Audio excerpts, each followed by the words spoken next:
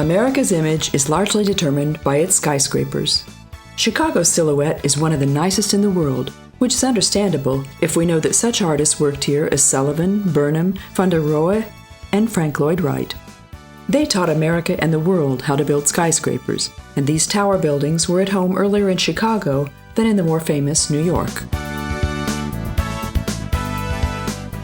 In 1871, the single-story city, mainly constructed of wood, was demolished in a fire. A local legend says that O'Leary's cow kicked over a paraffin lamp in the cowshed, and this caused the fire. It's said that 17,000 buildings were destroyed, and only 2 remained unscathed: the water tower and O'Leary's shed.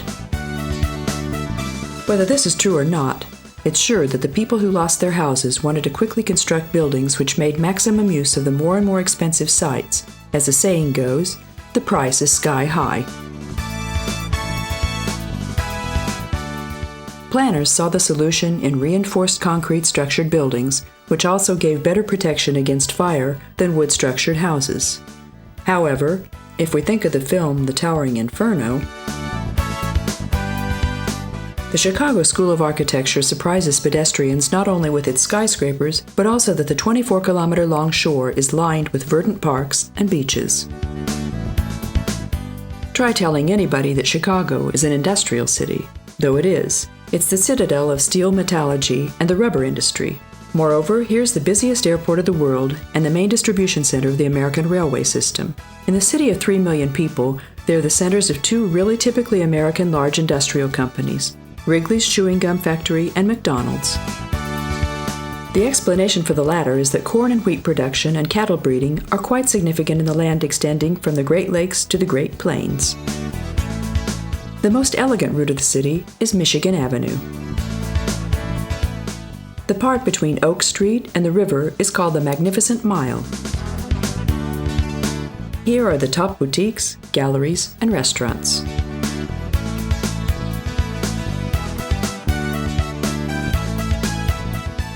The most characteristic building of Michigan Avenue is the John Hancock Center. The 100-story black steel building can thank its unrivaled overall impression to its diagonally supported framework structure. The 343-story building looks as if it had wings. There are garages and offices about halfway up the building, then on the 45th floor, a multi-level entrance hall with a covered swimming pool. Chicago still has to fight the memory of Al Capone and his gang. In the America of those days of Prohibition, this city was the hotbed of crime, and though those years are already over, many still judge it by its past. Today, Chicago is a real multicultural metropolis with an ethnic image defined by Irish, Polish, Jewish, and Italian immigrants besides the Anglo-Saxons. In addition to industry, agriculture and trade, science, culture, and tourism are also significant. Several large universities, opera houses, dozens of world-famous symphony orchestras, theaters, cinemas, and museums make it the cultural center of the Midwest. Though the city is enormous, the most important sites are centralized in the Loop. This is the area encircled by the downtown elevated railway called the L, and here are the skyscrapers which so determine the appearance of the city. The double high-rise called Marina Towers is probably the most photographed site of Chicago. At the time when the Sears Tower opened in 1973, it was the highest building in the world. Its top floor is 443 meters high. Of the 103 lifts, there are some which deliver passengers with express speed in 1 minute to the top floor. Supposedly, you don't need to have astronaut training beforehand. From here, not only the top of the smaller skyscrapers can be seen, but also the shores of Lake Michigan with its beaches and verdant parks. In 1933, the World Fair was held on the southern part of the downtown shore. From this, only 2 exhibition halls have remained, but the huge stadium copying the Roman Circus Maximus was built here, and it's always full when the Chicago Bears play football. The Field Museum of Natural History, a huge building block in classical revival style, is located between Burnham and Grant Parks and is one of the most significant institutes of its kind in the world. Its materials can be divided into 4 groups: anthropological, botanical, geological, and zoological exhibitions. The John G. Shedd Aquarium is also built in neoclassic style. It was built on the front of the peninsula, extending into the lake. More than 7,000 aquatic animals live in its more than 200 containers. Most of the skyscrapers also function as lookout towers, but there are other ways of sightseeing as well. We can also admire the city by helicopter, double-decker, or ship. One of the attractions of the old town is that it transformed itself from a slum to a bohemian artist quarter and is reminiscent of Greenwich Village or the Latin Quarter in Paris. Chicago is also called the Windy City, which refers not only to the fact that there's always a soft breeze from the lake, but is also meant figuratively, since there are always fresh winds blowing, especially concerning the architecture and city planning. The famous Route 66 used to be one of the major federal highways. It connected Chicago in the Midwest to Los Angeles on the West Coast, crossing almost the entire United States. The 2,448-mile long way crosses the states of Illinois, Missouri, Kansas, Oklahoma, Texas, New Mexico, Arizona, and California, traversing several cities and tourist targets of varying sizes.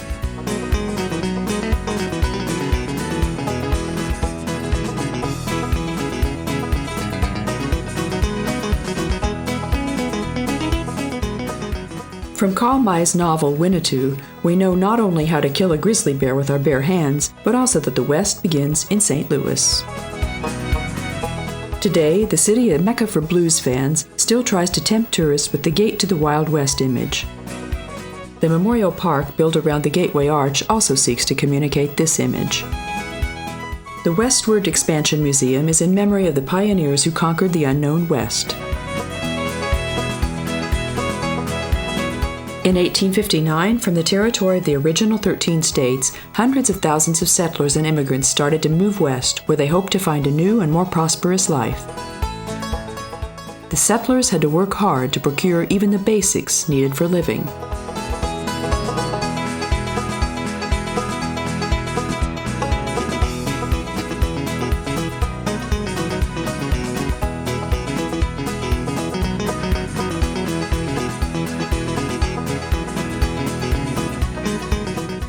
The exhibition, placed under the huge modern arch, also commemorates the workers who constructed it, and we can get a close view of Lindbergh's Spirit of St. Louis airplane that was the first to fly over the Atlantic Ocean. In the Pioneers Museum, covered wagons and countless artifacts illustrate the heroic age of those who helped to shape the history of the Wild West. The essence of the visitor and child-friendly exhibition is its interactivity. Here, practically anything can be, even should be, touched. We can personally meet the grizzly bear that was tamed to become an exhibition object, and also the American bison. In Zane Grey's words, the carts turned down from the road to a lowland where weather-beaten oaks were standing scattered, and a gurgling small brook wound between its green banks. The horses rolled about in more and more absurd positions in the grass to rub off the perspiration and dust from their backs. The naughty ones were tied up. Ben tried to buy California Red off with a bag of oats. The coachman of the crop cart was also the cook. He appeared sinking under a huge bundle of brushwood. The picturesque beauty of this moment deeply remained in Hetty's memory. The smoke of the fire, the smell of the smoldering logs, the steaming pots, the new white sailcloth spreading out under the oak tree, the hot flapjack, the appetizing smell of the sizzling bacon. The tall, slim, sunburned young riders in leather chaps and spurs. After supper, they sat around for an hour around the campfire. As night was falling and the breeze started to wane, it was nice to feel the warmth of the smoldering logs. Hetty's small tent, under the high canvas of the coach, was so homey and comfortable that she couldn't even have wished better for herself. It had sensibly turned cold, and cool whiffs were fondling her face through the curtains. After a while, the people's whispering stopped, and the fire's light also lost its vigor. Dark night and quiet fell on everything. Eero Saarinen, American architect of Finnish origin, can be proud of such works as the Technical Center of General Motors, the Milwaukee War Memorial Center, the Cambridge Auditorium, the TWA Flight Center at JFK International Airport, or the main terminal of Dulles Airport in Washington. After his death in 1961, the American Architects Association awarded him the posthumous Gold Medal. He was also well known as a furniture planner. Huge amounts are paid for his works at auctions. His best-known work is this 192-meter-high, slim, silver-colored gateway arch.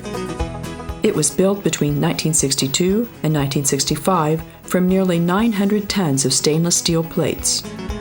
Elevator cars holding 5 people run on an oblique path to bring visitors to the top, where they can enjoy the panorama of the river and the city. President Jefferson bought the lands extending to the west of the Mississippi, the so-called Louisiana Purchase, from the French, thus giving the opportunity for expansion to the American pioneers. For this reason, the former town center, which is a park today, is named after him. On the territory of Jefferson Park once stood a slave market. Now there's the old courthouse, which reminds one of the Capitol in Washington, D.C., although the iron-structured dome of the courthouse is higher than the one in Washington.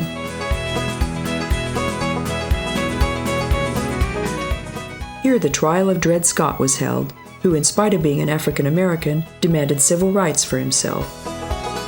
Though he lost the case, this matter finally led to the Civil War and the eventual abolition of slavery.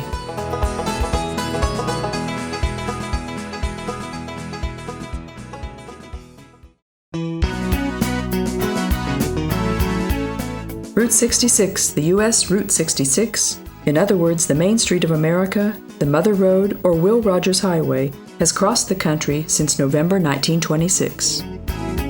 It started from Chicago, crossing 8 states to reach the Pacific Ocean at Los Angeles. The length of the whole road was 3,939 kilometers. Route 66 has undergone several changes. One of these meant to change the final point from the Los Angeles Olympic Boulevard to Santa Monica on the coast. Route 66 used to be the main road of those migrating to the west, especially during the Great Depression in the 1930s. The route was downgraded on June 27, 1985, and was removed from the highway system of the United States. Its fate was sealed when President Eisenhower, falling in love with the German motorway system, had a new system established in the United States based purely on military defense considerations. From then on, the road was called Historic Route 66 and was put back on the map also with this name as a living monument.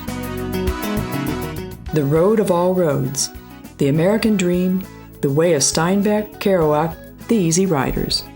The embodiment of a life philosophy, freedom itself, in capital letters.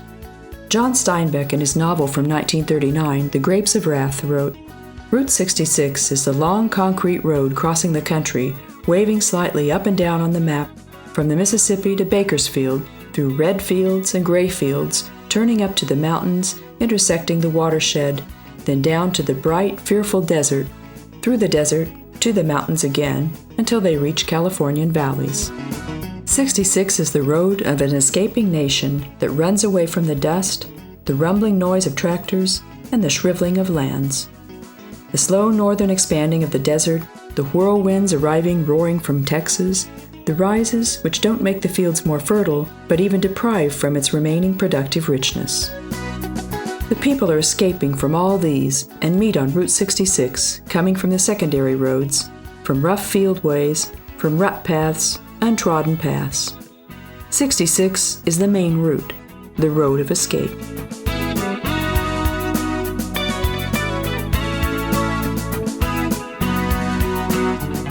The Pulitzer Prize, which the novel was awarded, only further increased the legend of the road. The name of the Mississippi originates from the Ojibwe Indian Mississippi word and means big river. Together with the Missouri, it forms the largest river system of America. Their joint length is 6,270 kilometers. Mark Twain made the river famous in his books Tom Sawyer and The Adventures of Huckleberry Finn. Jesse James Museum is located in Merrimack Cave. According to contemporary notes, the most famous bandit of the American West robbed 17 banks and trains and looted more than $200,000. President Truman said the following about him: "He was a modern Robin Hood. He stole from the rich and gave to the poor, and this is generally not a bad policy." The Baptist preacher's son wasn't really a Zorro-like romantic hero as the later books and films described. He was a cruel killer, but there's no doubt about his organizing ability. He planned each of his actions with foresight. This also helped him to hide for 16 years from his pursuers, among others also in this cave, which is now shown as a part of America's history. Numerous actors have played Jesse's figure on the screen, including Tyrone Power, Robert Duvall, and Rob Lowe.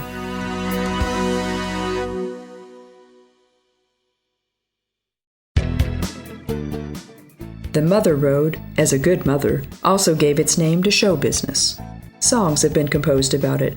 Get Your Kicks on Route 66, which was Nat King Cole's great hit, but Chuck Berry, the Rolling Stones, and Depeche Mode have also used it.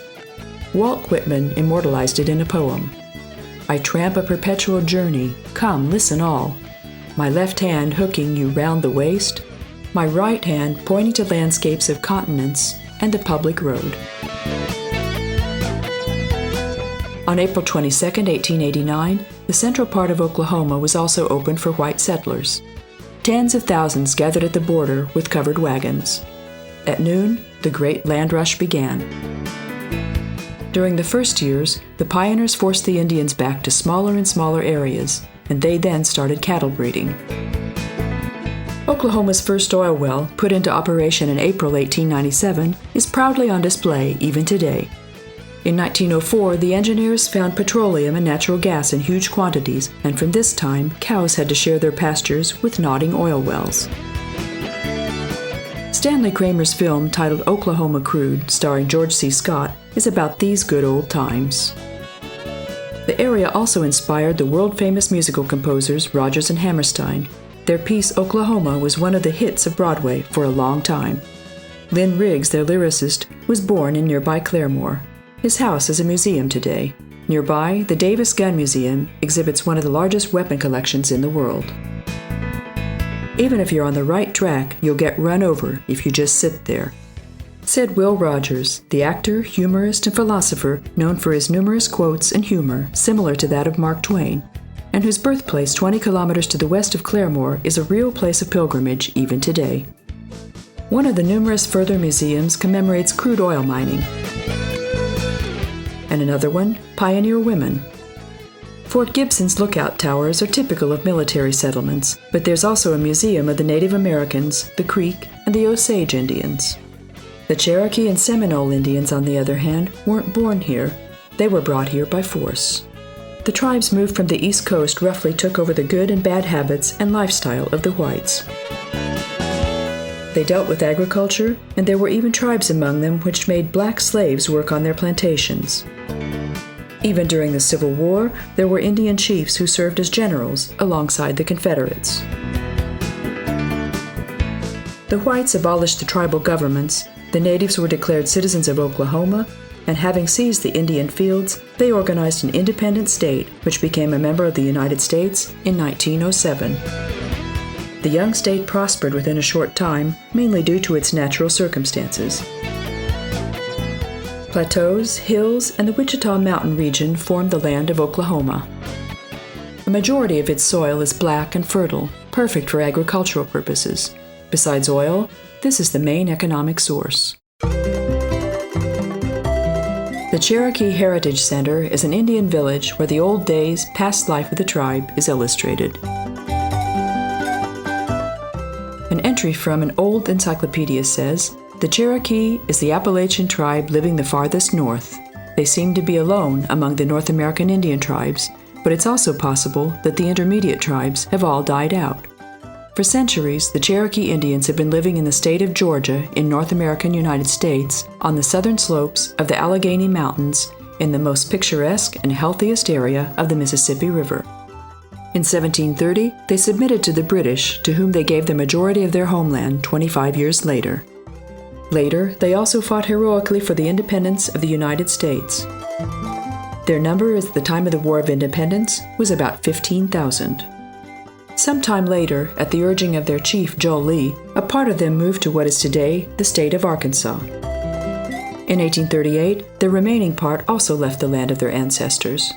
Among the Indians, they're the most respected and best educated. They're diligent farmers with large farms and comfortably furnished houses.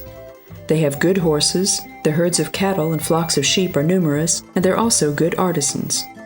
They trade with the salt obtained by distillation of the salty springs.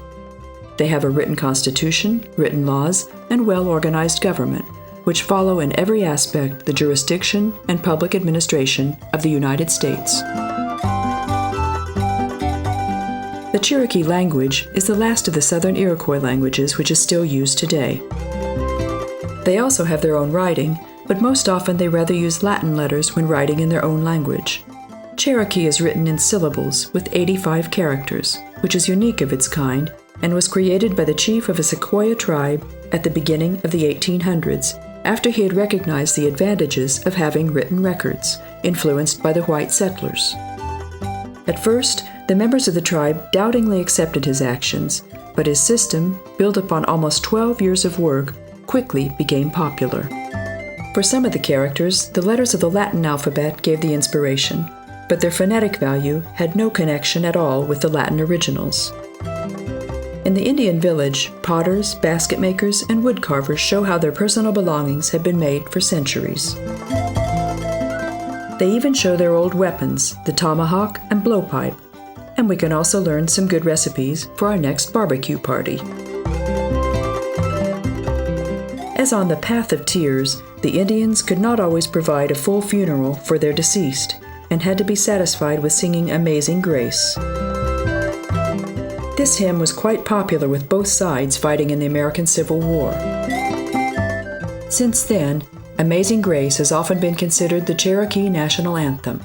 Due to this, many contemporary Indian musicians have recorded this hymn. There are many artists among the Cherokees. There were also Indians belonging to this tribe among the ancestors of Jimi Hendrix, Johnny Depp, and Chuck Norris.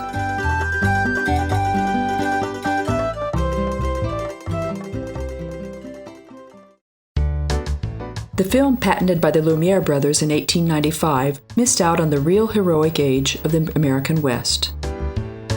But it became a means of public entertainment in an era when the Wild West spirit was alive in public consciousness, proven by the popularity of cheap pulp novels, comic strips, and circus shows. Westerns were already among the first silent films, such as the first great train robbery. The stars of the genre soon appeared: Bronco Bill and Tom Mix. Mass-produced stereotype films, which were mainly patterned after horse shows, were followed by epic westerns. You were walking toward him when he fired his first shot. Of the fixed stars of the genre, John Wayne had the longest career. Before there were singing cowboys. The popularity of the singing cowboy, Gene Autry, decreased sooner. Many other stars who were successful in other genres as well frequently played roles in westerns: Gregory Peck, Jack Nicholson, Marlon Brando, Henry Fonda, and Clayton Moore. Some outstanding film directors were John Ford, Henry Hathaway, and Jack Lee Thompson. Red birds speak too, Kimasabi. Me find rifle shell and tracks of 2 horses.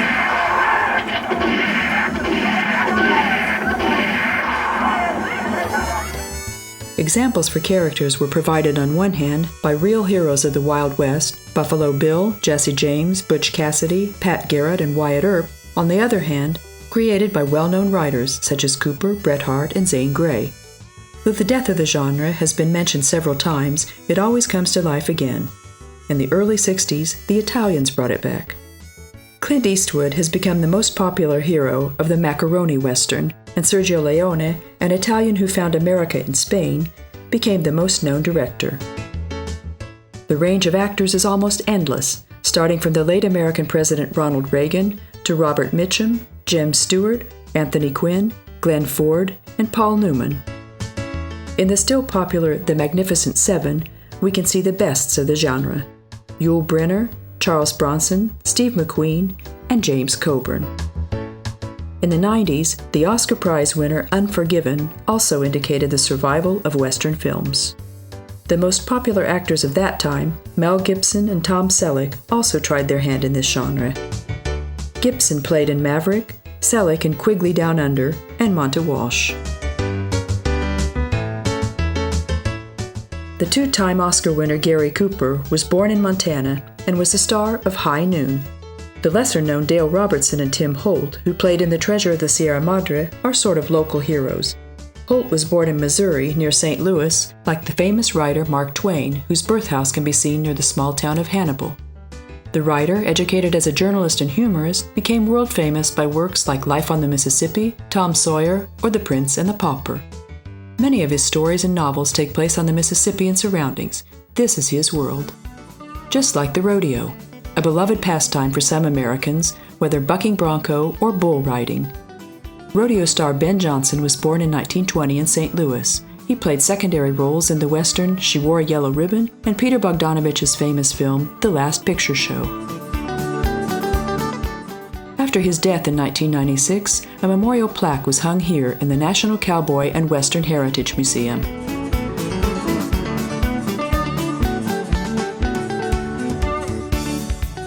The museum is not only about legendary figures and who personify them, but also shows Western clothes, cowboy boots, dresses, Stetson hats, etc. Blue jeans are the ancestors of today's jeans, which have already become a fashion article and are worn by both men and women. Blue jeans were made first of rigid indigo blue denim fabric for the gold diggers and miners. The label of Levi's jeans still proudly advertises that the trousers can hardly be torn. Western clothing also consisted of a shirt made of similar material, a tanned leather jacket, and boots with spurs. The boots could also have been made of rawhide, but the more expensive, more decorative pieces were made of rattlesnake skin, just like some of the big belts with decorative clasps.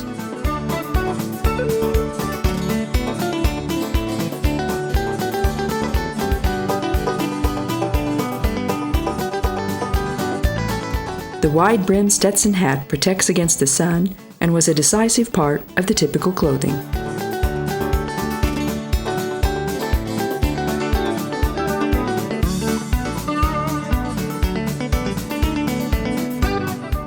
The American Wild West was inhabited not only by cowboys and Indians.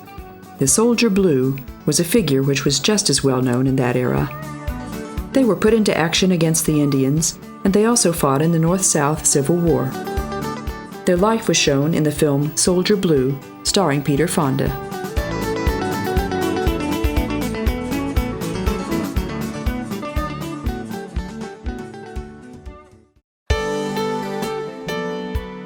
The saddest side of Oklahoma City is the huge metal gate in remembrance of the victims of the terrorist attack of April 19, 1995, and the 168 symbolic empty, abstract metal chairs. That's how many died in the explosion, and 19 of those were children. The flowers on Hans and Tori Butzer's memorial that was dedicated in 2000 never fade. The relatives and city inhabitants will never forget that horror. At 9:01 in the morning, due to an explosion, the Murrah building, housing a health center, was almost entirely annihilated. The deranged religious fanatic, Timothy McPhee, had filled a small truck with explosives he'd made at home from artificial fertilizer, detonated it, and walked away. He was caught only years later, identified by the chassis number of his truck. Later, after making a full confession, he was sentenced to death and executed.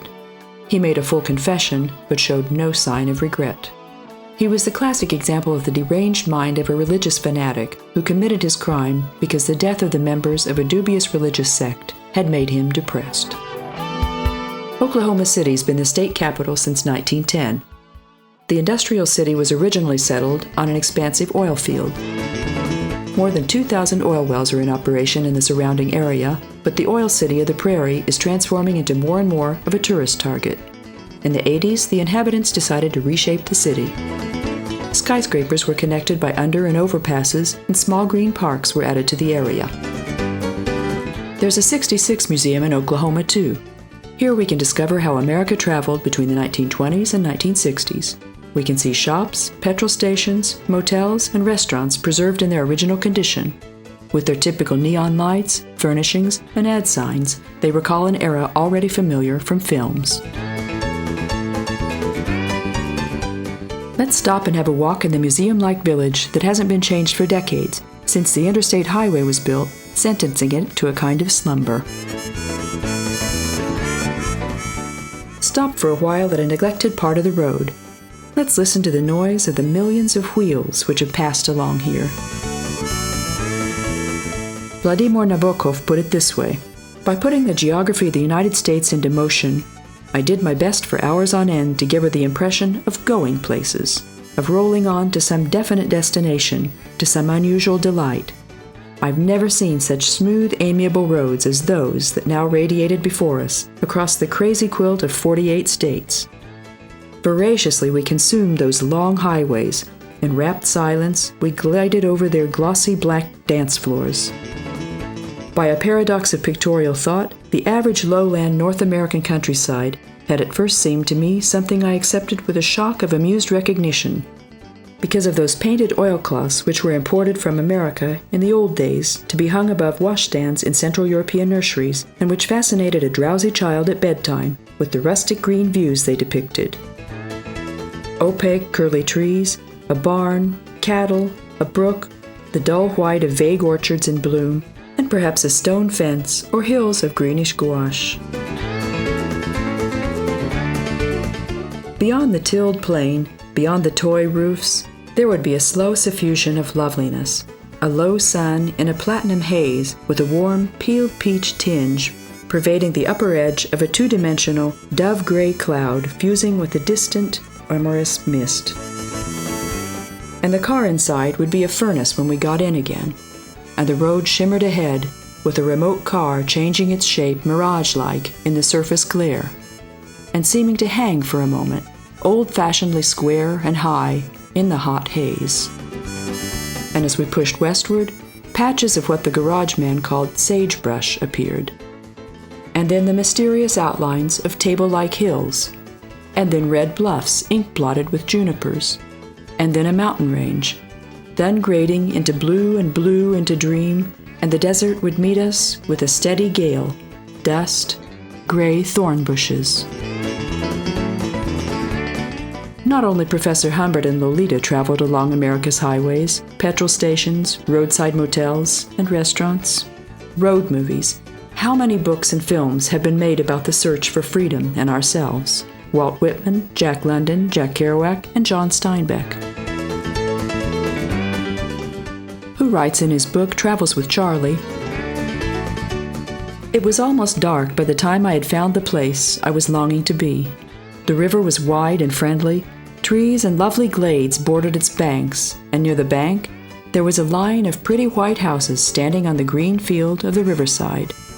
A small but well-constructed office, restaurant with calling signs on the door, open and rooms to let. The windows of the office and the restaurant were bathed in the afternoon light.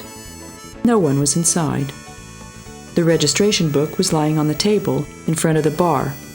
There were chairs without backs, the pudding and cookies covered with plastic. The refrigerator was humming, and from the tap, the water was slowly dripping. 'Is anybody here?' I asked loudly, and shook the bell lying on the table." There are less idyllic pictures as well. We can read this from Nabokov. "We passed and repassed through the whole gamut of American roadside restaurants, from the lowly Eat with its deer head, and impaled guest checks, lifesavers, sunglasses, visions of celestial sundaes, one half of a chocolate cake under glass, and several horribly experienced flies zigzagging over the sticky sugar pour on the ignoble counter. And all the way to the expensive place, with the subdued lights, preposterously poor table linen, inept waiters, ex-convicts or college boys, the roan back of a screen actress, the sable eyebrows of her male of the moment, and an orchestra of zoot-suiters with trumpets." And once again, Steinbeck. "I soon realized that if a foreign traveler wants to watch the locals in secret, the most suitable places to do so are in church or in a bar. The restaurants along the roads where men usually have breakfast before work or hunting are also good for this purpose. But if we want to find life in these places, we have to get up quite early.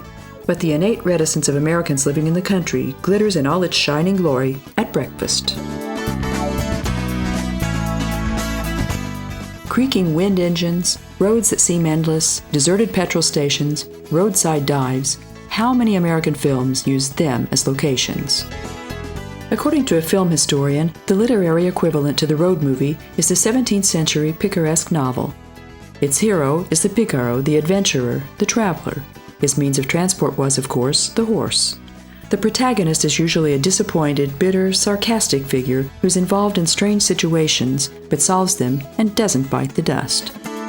In the course of time and as technique developed, the means of road movies changed. The car appeared. Dennis Hopper's Easy Rider doesn't use the car just because they're rebels, and the motorcycle has a separate cult. The grotesque alternation of realism and irony, a continuous, endless circulation, we never know where we'll end up.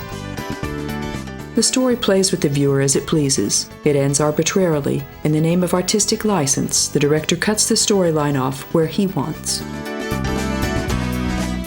The essence of the road movie is to find ourselves in unexpected circumstances and place, and this induces an unexpected situation.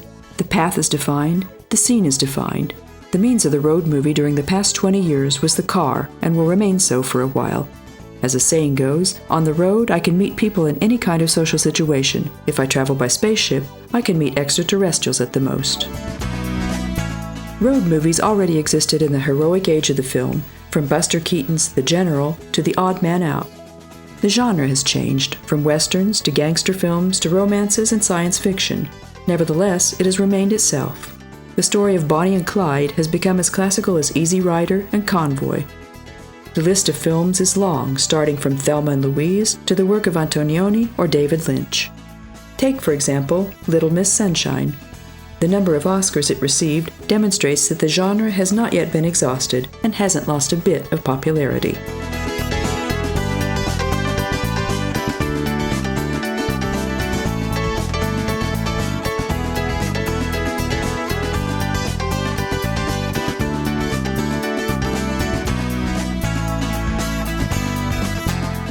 Americans have always been eccentric, only interested in pure power, speed, and glory.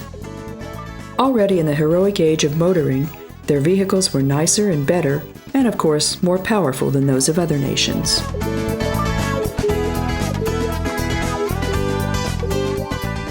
The title of a book about the United States, Wedding Bed and Coffin, is very typical of them.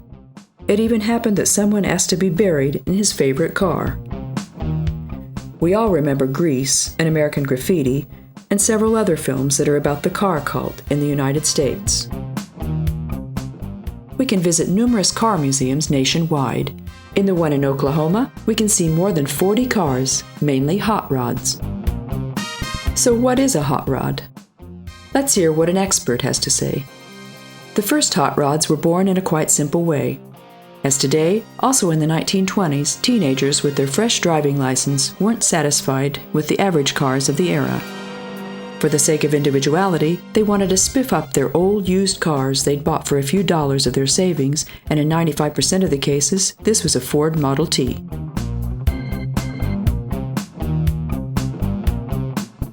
They whipped the car nicely into shape, and as they were able to save more money, they increased the performance as well.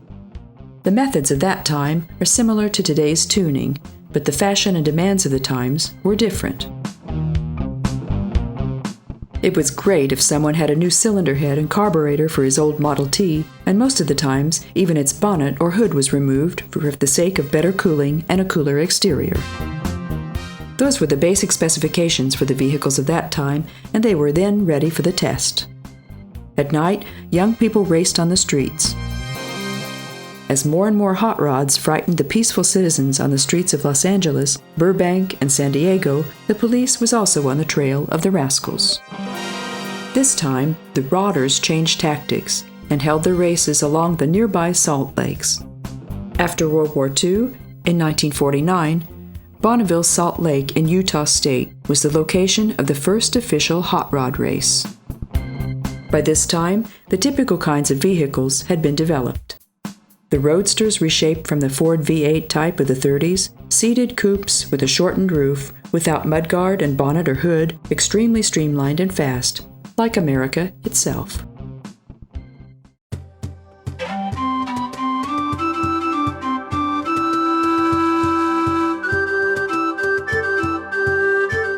In New Mexico, most sites can be found along the road which leads from the northern border of the state from Taos to Carlsbad Cavern National Park by crossing the Capitol and Albuquerque. To Taos is famous for the oldest pueblo of the United States, where Indians live even today according to their ancestral traditions. The sites of Albuquerque extend from the 17th century Spanish Old City to the Nuclear Research Center. Roswell is a place of pilgrimage for believers in UFOs. On July 2, 1947, an unidentified flying object crashed in the outer part of the city. Roswell took advantage of the alleged UFO accident and became an attractive target for tourists interested in extraterrestrials. Carlsbad Cavern is one of the longest excavated caves in the world near the valley of the Pecos River. The capital of New Mexico, which is famous for Kit Carson and Apache Chief Geronimo, is Santa Fe with its unique atmosphere. The city is the oldest capital city of the states. The Spanish colonial government moved here in 1610, but archaeologists say the Indians had established a settlement here 300 years earlier.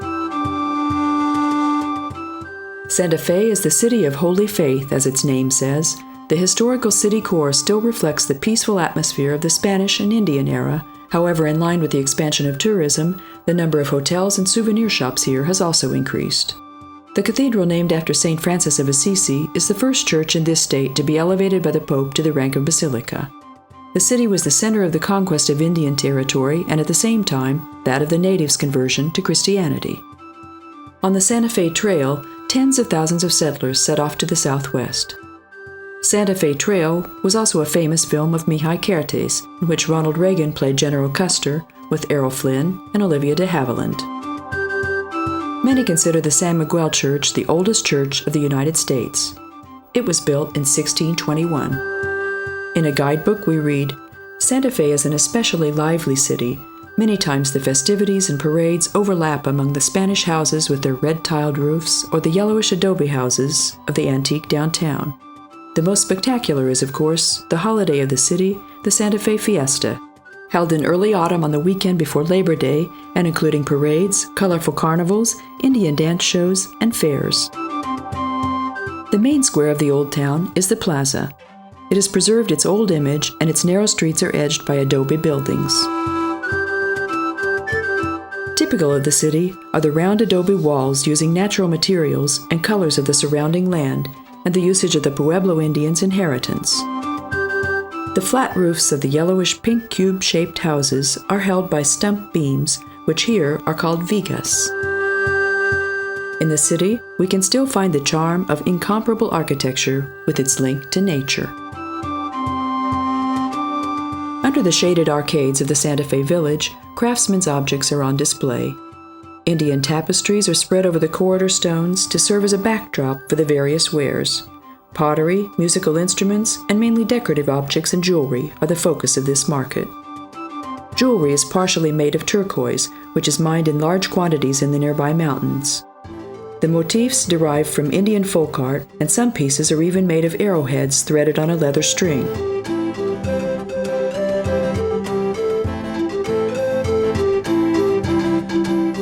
We can buy tambourines, recorders, and even real Indian feather decorations.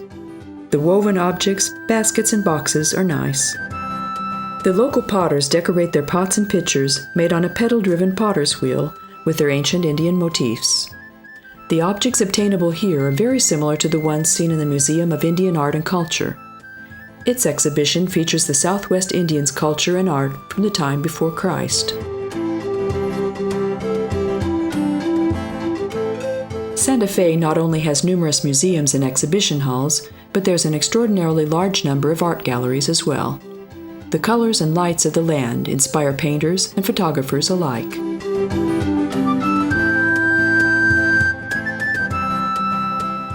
The Rio Grande has its source in Colorado, and during its 2,700-kilometer-long way, it reaches the Mexican border at El Paso.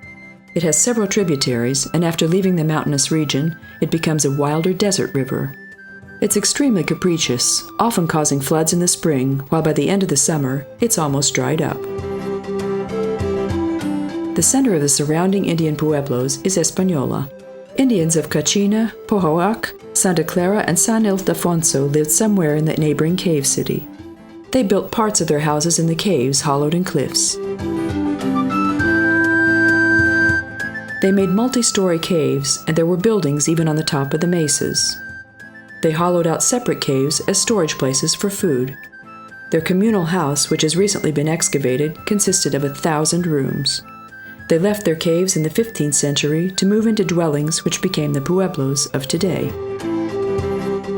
Karl May writes in his novel Winnetou, "There are ancestral traditions for this unique building method. The Pueblo Indians usually choose a high bank of a river or the cliffs of a dried-up canyon. They cleverly make use of the circumstances, putting up several-story-high, strong stone walls in the slits of the rock faces. Each story is a bit further in than the one below it, and there's a terrace extending in front of it, which is actually the ceiling of the story below.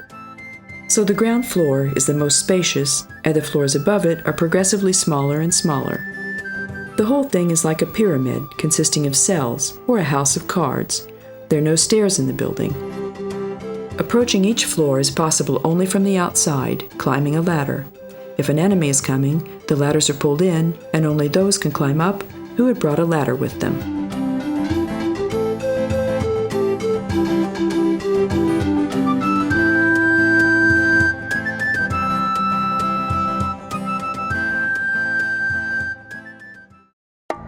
The power of uplift and erosion are fighting with each other on these endless fields that include the territories of Arizona, New Mexico, Colorado, and Utah. History also made its mark here. The Anasazi, the most important ancient tribe of the United States, said farewell here to a world that no longer needed them. And some centuries before the Santa Maria had started its journey, they disappeared in the unknown wild of fate. The old, as the tribes came after them called them, were lost in the fog of time. They were followed by the Apaches and the Navajos, later the Spanish conquistadors and missionaries. Then the trappers, farmers, and settlers arrived, and later the silver and gold fever attracted miners and adventurers, armies of gallows birds, and dreamers into these areas. Indian wars, truces, duels, retributions, conventions, massacres, and resettlements interspersed the story of the conquest of the borderland, the frontier. And all this took place in some of the most spectacular scenery on Earth, where from the beginning of time, passes cut by rivers, spans of cliffs, mountain peaks, and valleys have observed people who would like to conquer them with a wise smile. The Grand Canyon can be approached from Flagstaff. There are pedestrian tours, but we can also rent mountain bikes, mules, or horses. Planes and helicopters also depart from Las Vegas. On the way, visitors can see the enormous Hoover Dam as well. Those who would like to spend more nights here can find motels and camping places, while those in a hurry can drive up to one of the lookout points to preserve their short visit by taking some photos. From the Visitor Center, helpful park rangers guide the tourists. Several of them are Indians whose great-grandfather had already lived here and probably was not so kind with the palefaces as his descendant. There are several Indian reservations on the territory of the park, and they're open to the public. One of the nicest lookout points is the West Rim, which is a 13-kilometer-long edge with free bus lines operating along it. Marcella Colombo writes in her book entitled Field of Canyons, "The rock formations outlined on the horizon seem as if they were imitating the churches of both the East and West. One of the pearls of nature sculptures and one of the most telling chapters of the curriculum vitae of our planet is the Colorado River. That is 445 kilometers long, 29 kilometers wide, and 1,600 meters deep. It separates the two edges of the Grand Canyon, located in the northern part of Arizona. The national park starts at Mead Lake, situated between Arizona and Nevada, and extends almost until Powell Lake, that is situated on the border to Utah. Nature formed this unique masterpiece in bygone geological times with its favorite tool, erosion. Descending into the gorge of the Colorado River is like traveling in time in the history of geology. With the help of the succession of layers, we can establish how much time the development of a layer took, just like the way annual rings reveal the age of trees. Over more than 10 million years, the Colorado River has cut out a road for itself and hollowed it, played with it, carrying away the silt deposit of its work. This piece of the crust of the earth with various cuts and humps, with construction and destruction, reveals to us the most profound history of our planet.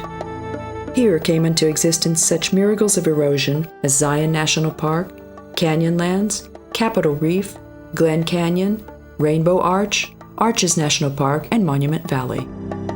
This valley, that indisputably has the most beautiful natural formations, has been the scene of several Western films. John Ford discovered it for filmmakers in 1939 when he shot his famous film Red Cloud here. How many cowboys from how many films have ridden since then into the blood-red sunset accompanied by the black silhouette of the cliffs?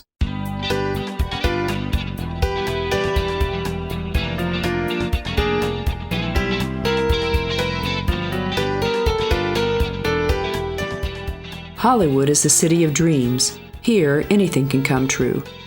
Sounds familiar, right? It originates from a popular film of the Dream Factory, Pretty Woman.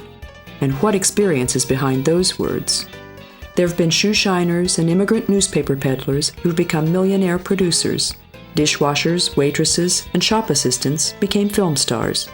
Here, everyone is doing something else, just temporarily, until they're discovered and become stars.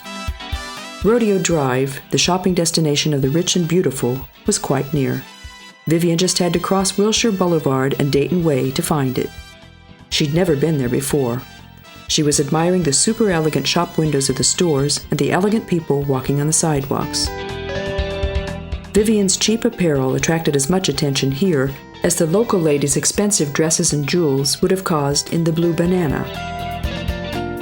Louis Vuitton, this hung above the entrance of a leather shop. Chanel advertised another sign. Diamonds on Rodeo, she read some steps away. Then Gucci. These names were just ideas for Vivian. She knew them from postcards, and the thought that now she could enter any of these famous shops to buy clothes for herself stupefied her, literally. Nodding her head, Vivian smiled to herself and stopped in front of a shop window. Then she entered confidently.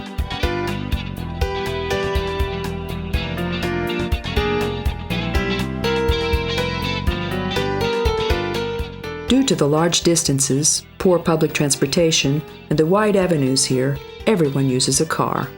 Along the roads, nodding palm trees throw their shadows on open convertibles and stretched limousines. The shopping streets of Beverly Hills are some of those rare places in Los Angeles where walking is still a custom. And Hollywood Boulevard is similar. Though today the glitter is faded slightly, walking along this street is an experience which is incomparable for film fans. The famous Sunset Boulevard runs to the south, and above our heads on the Hollywood Hills, gigantic letters advertise the never-fading reputation of the Dream Factory.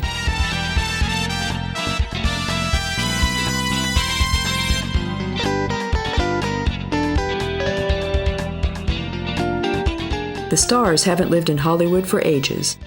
Instead, they buy luxury villas for themselves in Bel Air, Brentwood, and mainly in the palm tree-lined streets of Beverly Hills, where high fences and thick hedges protect against the paparazzi and curious fans.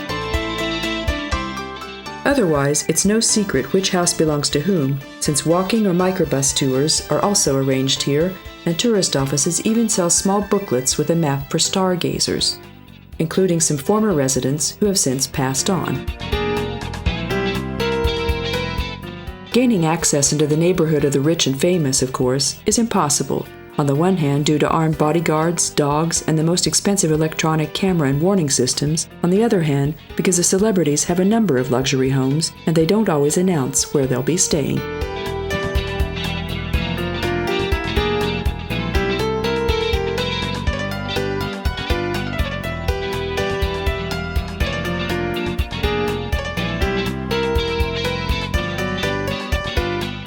The Oscar Awards ceremony was held earlier in the Ambassador Hotel in the Dorothy Chandler Pavilion, then for a long time in Shrine Auditorium. The Kodak Theater was completed in 2001, and its main function was to host this famous event. The Chinese cinema called Grauman's, after its former owner and today mostly known as Mann's, is the best-known film theater in the world. The building imitates a Chinese pagoda.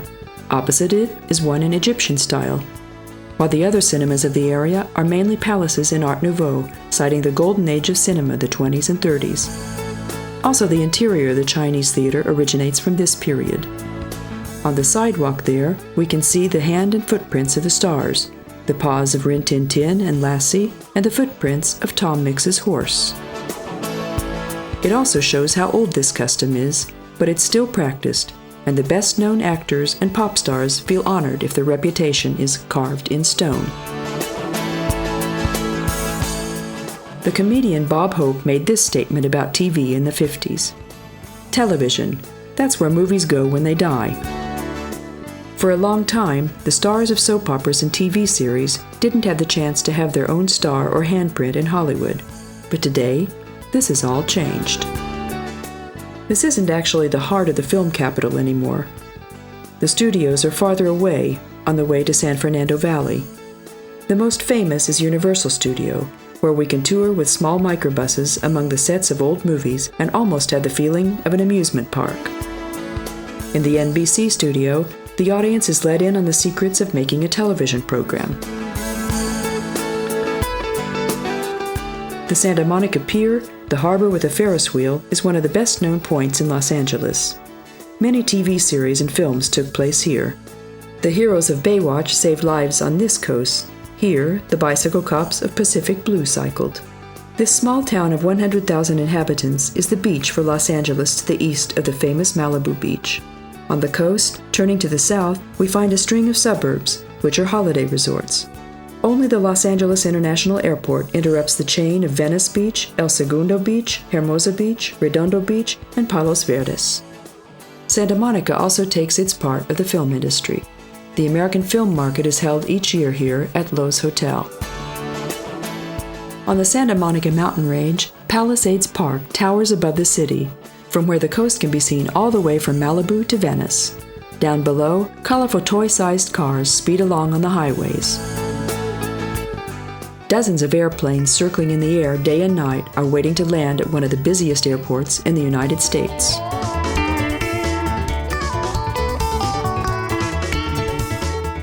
A light breeze ruffles the palm trees of Ocean Drive. On the golden sand of the beaches, young people are playing volleyball. Surfers are gliding on the foamy waves.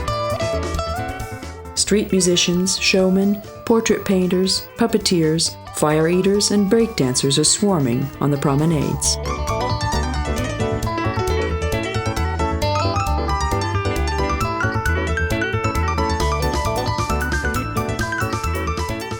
On the pier, fishermen are waiting for their good fortune and a catch.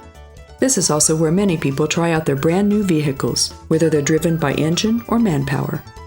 The snack bars offer real American hamburgers, hot dogs, and Mexican tacos and tortillas, which are very popular here. Ice cream is sold in incredible amounts, and they put so many ice cubes into the soft drinks and cocktails that they could ground the Titanic. Under the parasols, swimmers and sunbathers slurp Long Island iced tea. On the terrace of the famous fish restaurant, the Gladstone, special sea creatures are transformed into a brilliant dinner. Filmmakers, stars, wannabe stars, and tourists peacefully relax next to each other under the parasols. The sun setting down above the Pacific Ocean turns the continuously rotating merry-go-round and Ferris wheel into a black silhouette.